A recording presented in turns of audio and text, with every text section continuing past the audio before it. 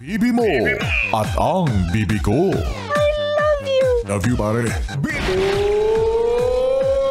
Bibo! Yes, friend! 101.1 Yes FM. At kapiling mo na ngayong makulimlim na araw ng Sabado ang bibi mo sa radyo, DJ Biboy Bibo! Grabe yung araw na to. Grabe yung araw ng Sabado na to. Parang hinihila tayong lahat pabalik sa higaan. Lahat, dinamay ko kayo. No? Ako lang talaga yung tinatamad ngayon.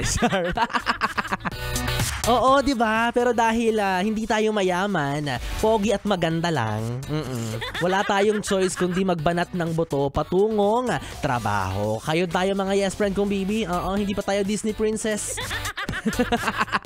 Hindi pa tayo tagapagmana ng kumpanya.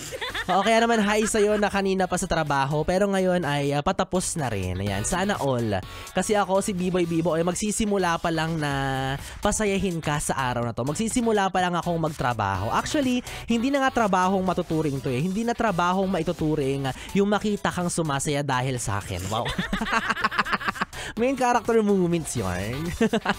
Dahil dyan, naway magpatuloy ang sipag mo ngayong araw sa trabaho kahit na medyo hindi ka na natutuwa sa mga pagmumukha at ginagawa sa'yo ng mga katrabaho mo. Pinaplastic ka, binabackstab ka, pinag-uusapan ka, yung mga ganyang tipo na mga katrabaho, di ba? Hayaan mo na, pagtsagaan mo lang sila, galingan mo lang, deadmahin mo lang sila hanggang sa dumating yung time na ikaw na yung boss nila. Wow!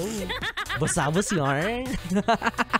Dahil dyan, kung meron kang mga katrabaho ka-opisina na mababait, oo, mga ginagalang ka naman, nire-respeto, pinakitutunguhan ng maayos, ipa-shoutout mo na yan kay Biboy Bibo, isan mo lang ang iyong pabati sa aking Facebook page, DJ Biboy Bibo, DJ B-I-B-O-Y, B-I-B-O. Anyways, kasama mo na ako, DJ Biboy Bibo, ang DJ na single, ready to mingle, basta walang label. Makakasama mo ako sa isang masaya, nakakaindak at nakakaaliw na tugtugan at sayawan hanggang mamayang alas 6 ng gabi. Dito pa rin at dito ka lang sa 101.1 Yes FM. Sayawan na!